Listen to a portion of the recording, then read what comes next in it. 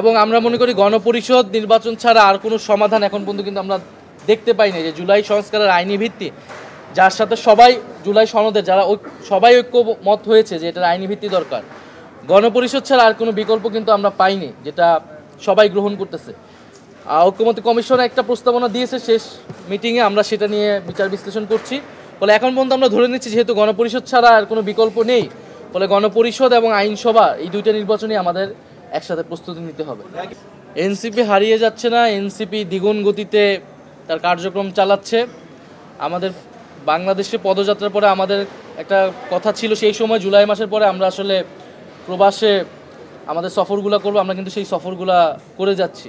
ফলে আমাদের অ্যাক্টিভিটি সেখানে একটু হচ্ছে। আমরা কিন্তু আবারও দেশব্যাপী আমাদের উঠান বৈঠক কর্মসূচি চলমান আছে। বরং আপনাদের কাছে আহ্বান থাকবে, আপনারা আমাদের এই যে কার্যক্রমগুলো হচ্ছে সেগুলো যথাযথভাবে যদি প্রচার করেন, আমাদের জন্য সহযোগিতা হয়।